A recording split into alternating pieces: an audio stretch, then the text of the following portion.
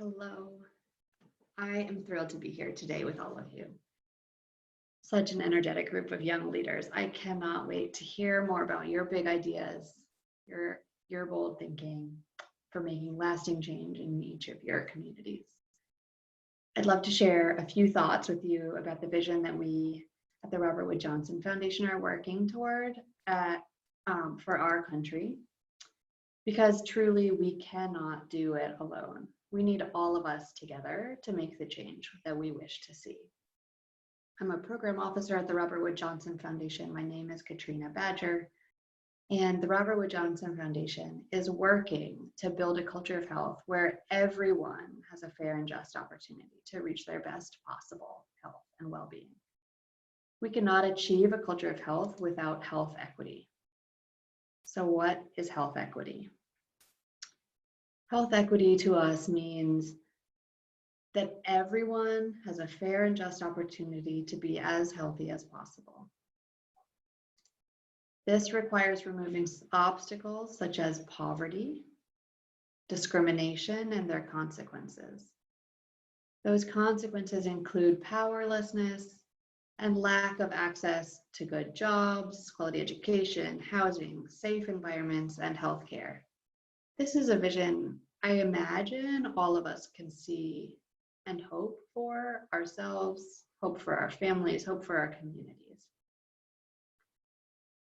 But I want to really emphasize and pull our attention on poverty, structural racism, discrimination, and imbalance of who has power and who doesn't as really important drivers for health equity. To really understand these and take them on, we've got to understand not just current conditions, but also our country's and our community's history. This means that we've each got an individual responsibility to be brutally honest, to ask the hard questions, to tell the hard truths, and to do the brave and bold things to understand, help each other see, ultimately to change the things that create unequal opportunity and unfair conditions for different people in our communities. I'd love it if each of you all share your ideas with one another in the chat throughout the session, start the connections and sparking ideas. And I thought I'd get us started with a few of the questions that we're grappling with at the foundation, just a handful, but thought it might spark our collective thinking.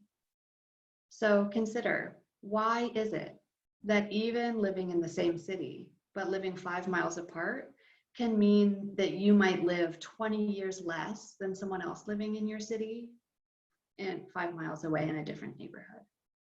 So I might only expect to live to 63, for example, if I live in the Gilpin neighborhood of Richmond. But someone over in Westover Hills in Richmond, just a few miles away from me, can expect to live as long as 83. So this is a map just of Richmond. I know certainly not all of us live there, and actually I don't.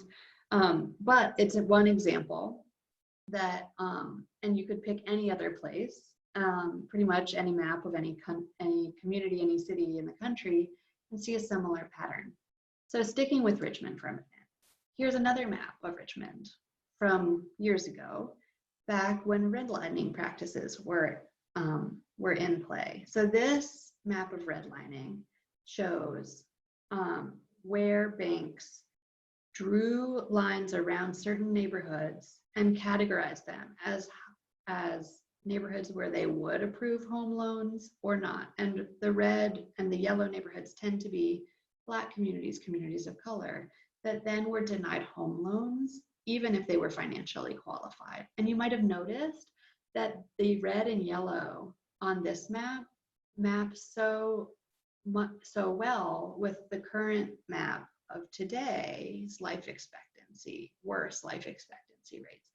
So it shows us, when we look at these two maps together, that today's outcome disparities in health outcomes actually are not an accidental occurrence, but are a direct result of structural racism, of systemic discrimination, and their direct impacts over time. So another challenging question. Consider, why is it that Black babies across America are more than 2 times as likely to die as white babies before they turn 1? Ask yourself, why is it that among boys that are growing up in low-income families, Black boys are so far behind white boys when they become adults in terms of how much money they make? These are just a few examples of some of the challenging questions we're asking, we're trying to lift up for others, just to get our minds flowing. I'm sure you noticed that I used a bunch of Black examples today. I chose to do that in honor of Black History Month, but there are equally important stories from every racial ethnic group and any other demographic categorization you might pick, low income versus high income, for example.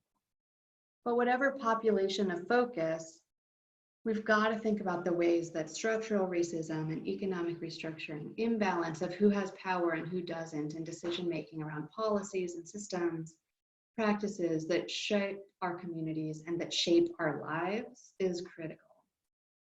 It's important to understand the ways that our country's past has created our present circumstances.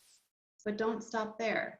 These problems aren't just all in our history. We've got to understand and make visible the things that our nation and our communities are doing today that still perpetuate and create new inequities for future generations, or the things we are or could be doing today that to create new opportunities for equity in future generations. That's really where we need to dig in. So again, please share your thoughts in the chat as I'm talking. One set of guideposts that I find helpful in thinking about how to catalyze change in my own community is our Culture of Health Prize criteria. Now, this criteria is for communities that have come together, not for individual leaders, but people that are working together across sectors and across issue areas. I still find it incredibly useful. So the first criteria is defining health in the broadest possible terms. The second is committing to sustainable systems changes and policy-oriented long-term solutions. Creating conditions that give everyone a fair and just opportunity to reach their best possible health. Maximizing the collective power of leaders, partners, and community members, collectively. Securing and making the most of available resources, thinking creatively about resources. And measuring and sharing progress and results, data, not just for measuring progress and results, but also for informing priorities. So these criteria, if you found them useful, you can find more at when you look up the Culture of Health Prize. You can also engage others in your community around working toward this shared vision of a culture of health and working to implement these criteria in your own community, if that's inspiring to you.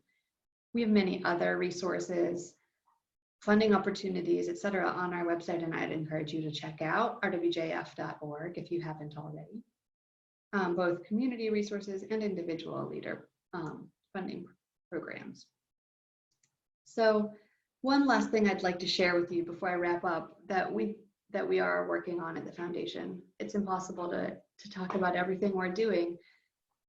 But one of the other things that is top of mind for us right now is shifting the conversation and how important it is to shift away from a focus on disparities and problems to a focus on solutions, a focus on opportunities, and a focus on hope. And one of the reasons I wanted to share that with you all particularly today is because I think that's a place where young people are particularly helpful. I think the older people get, often the more entrenched in our deficits mindset we might get. And so the more you all can help shift to that focus on solutions, opportunities, and hope, the better we'll all be for it. So we know none of us can do it all, but we also all have an important role to play. So back to honoring Black History Month, just for one more moment, I wanted to share a quote from Dr. Martin Luther King Jr. I find it particularly important for inspiring all of us to stay committed. He said, injustice anywhere is a threat to justice everywhere. And as a dear friend of mine and personal hero of mine, Whitney Kimball Coe said, find what's yours to do and do it. What an incredible forum this is to connect you all, to support you all in sparking and catalyzing change in your own communities. I feel really privileged to have had the opportunity to join you, and I can't wait to see what's ahead. Again, thank you. Feel free to check out the Robert Wood Johnson Foundation, rwjf.org, and follow me or connect with me on Twitter. I would love to hear what ideas and what activities you're taking.